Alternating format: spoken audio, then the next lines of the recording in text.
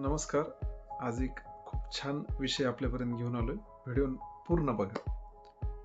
आपल्या आयुष्यात जे पण घडत आहे त्यासाठी आपण कोणाला जबाबदार धरतो? मला स्वतःला की आजूबाजूच्या परिस्थितीला, इतर कोणाला?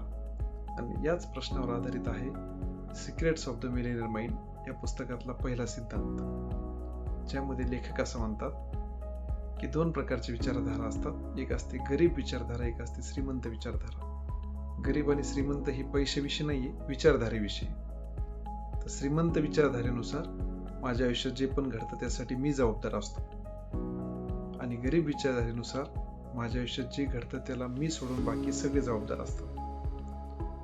आणि गरीब विचारधारेचे लोक पीडित म्हणून जगत असतात की माझ्यावर एक अत्याचार झाले, मी बळी आहे आणि मला दया करा तुम्ही माझ्यावर, आणि मग ती पीडित असण्याच्या भूमिकेत येत राहतात.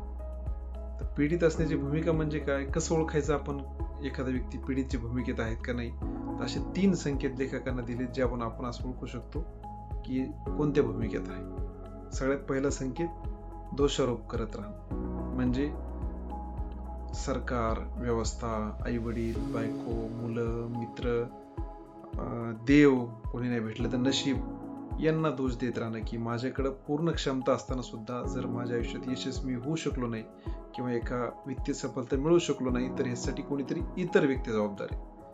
ह्या दोषारोप करण्याचा सगळ्यात मोठा तोटा हा असतो की माझ्यामध्ये काही बदल करायचे यावर माझं लक्ष नसतं. मी तर परफेक्ट आहे, मी तर एकदम बरोबर आहे, फक्त लोकांच्या चुकीमुळे मी तिथपर्यंत नाही पोहोचू शकलो. आणि हे दोषारोप करत राहणं म्हणजे स्वतःच्या वित्तीय सफलतेला किंवा स्वतःच्या आयुष्यात यशस्वी होण्यापासून रोखणंच. दुसरा संकेत आहे स्वतःलाच खरं ठरवणं. मला सगळं माहिती आहे, माझं ज्ञान परिपूर्ण आहे आणि आता मला स्वतःमध्ये खूप जास्त बदल करण्याची गरज नाहीये.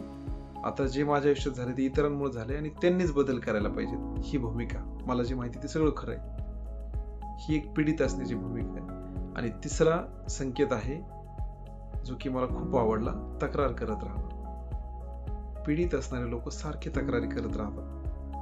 लेखक असं म्हणतात की जर तुम्ही सारखे तक्रारी करत असतात तर तुम्ही आयुष्यात यशस्वी होण्याच्या वाटेपासून दूर जात आहेत. कसं?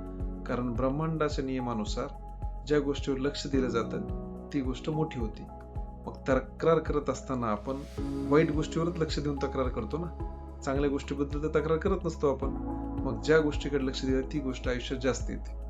आकर्षणाच्या नियमानुसार तुम्ही जर सारखी तक्रार करत असतात तर कष्टप्रद आयुष्य जीवन जगण्यासाठी तुम्ही चुंबक होत आहात किंवा कष्टप्रद आयुष्य तुमच्याकडे तुम्ही आकर्षित करून घेत आहात.